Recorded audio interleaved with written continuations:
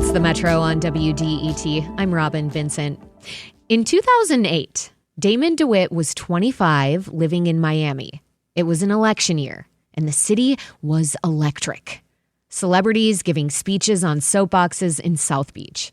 He was working 2 jobs and trying to figure out whether he was actually going to be an artist. So he made himself a deal. He'd paint every American president. And if he still wanted to make art at the end of it, he'd keep going. 45 portraits later, each one in a different style. James Buchanan hangs upside down. The series is called Dads of Democracy.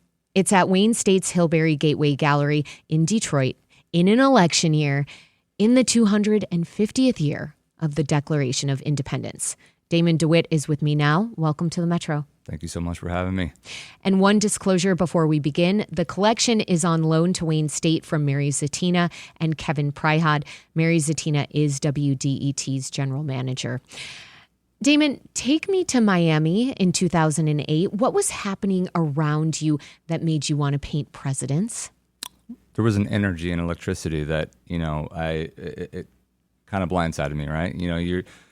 I spent only 2 or 3 months there before I just quickly realized that how powerful that this election was going to be. And I was young at the time, and it occurred to me that I didn't know the history of the presidency, and I wanted to know a lot more, and I needed to figure out how to do that quickly. And so it coincided perfectly with what I was contemplating about as an artist.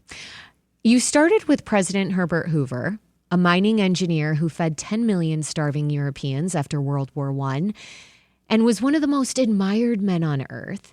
Then the Depression came, and Americans started calling the shanty towns Hoovervilles. Mm-hmm. Why him first?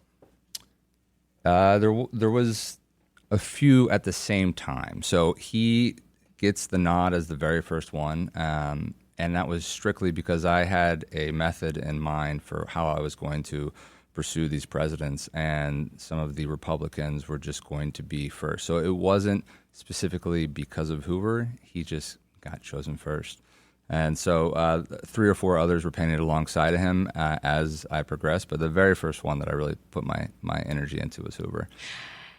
You've told me you kept your own politics out of these paintings, but your notes on Andrew Johnson say you read about him, you disliked him, and you ask whether that shows in the portrait. So this has me wondering, how much of what you think is actually on the canvas? There are some innuendos to who they were and my opinions as well throughout the whole entire series. I tried to break away from the heavy research that was happening in the very beginning of the series, which is evident in the blue and red portraits, because I started to see some strong evidence of whether or not I respected the president. And so a great example of that would be Teddy Roosevelt. It's probably the most patriotic one of the bunch. And as I did my research on him, completely fell in love with him and the presidency that he had. And, I grew up, and this is a parallel to my work now as an artist, I grew up with a very patriotic household, and we were from New Hampshire, and I swam on Pierce Lake every summer. And that was our home that was built by my grandfather. And when I learned about Franklin Pierce, who, and otherwise, in my view, was this wonderful American person, and read about his presidency, I was really disappointed in that. And that shows very evidently. And Pierce was known to be a good-looking guy, and he's rather grisly and grim. But there's also this element of my personal identity in there. There's a flowiness to it because there was so much time spent on the water in the summertime up in Pierce Lake. So there's personal things that are necessarily not related to politics, and sometimes it's pretty obvious, right? Like with Biden's Capitol upside down as a neckline. So I try to keep my personality throughout everything I approach is trying to bridge the gap. But I also think art has a powerful opportunity to give a viewpoint that and say something about the times that we live in. So I'm cognizant of the fact that I'm not going to scream my political views in the work that I'm making, but I can't completely remove myself because that wouldn't be who I am. Well, politics and art are intertwined now. Well, they've always been intertwined. The artist has a responsibility to document the times. The artist has the responsibility to give alternative dialogue to the things that are shape-shifting in our culture. And not every artist needs to follow that path, but that's what attracted me to art. Art can be powerful. It can be a powerful catalyst for change. It can be a powerful catalyst for civic discussion. And it can help us remember things that sometimes the news cycle does not afford. We can go back and visit moments like the '08 election, like we're doing right now, because art has this lasting power, especially when you paint in oil.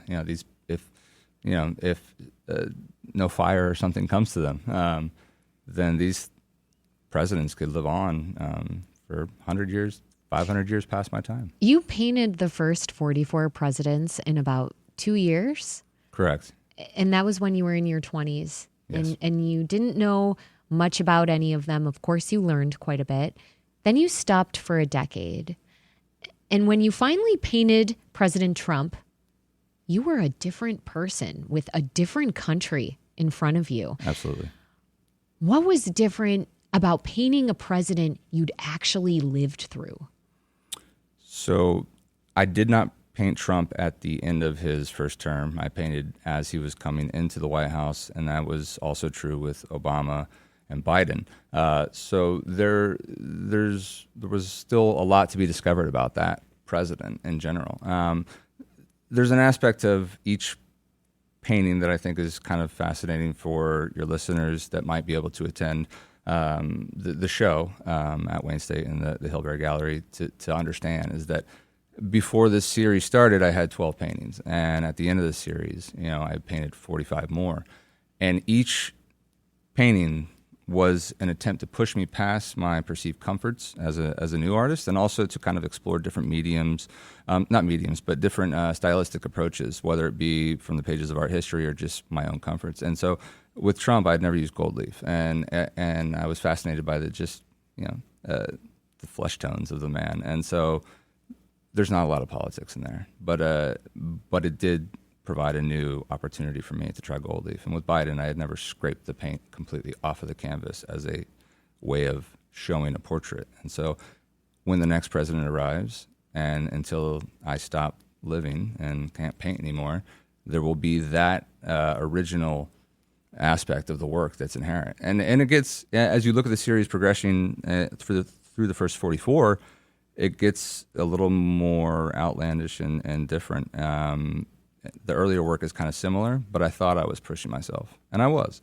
And so it'll be interesting to see what happens in 40 years when I'm painting a president, if I'm truly going to stay connected to that original intention. So this collection, what you're saying, really documents your growth as an artist too, and the ways that you figured out how to push yourself and how to push different mediums.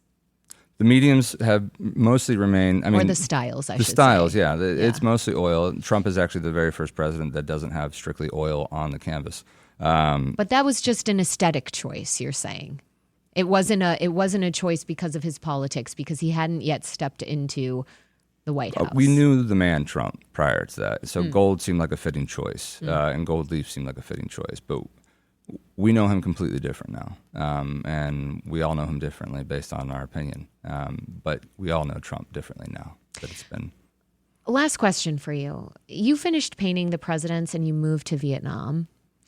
You've said living overseas taught you something about America's footprint, how much room our politics and our military take up in the world. I'm wondering, in the last 30 seconds that we have here, what did you see from over there that you couldn't see from here?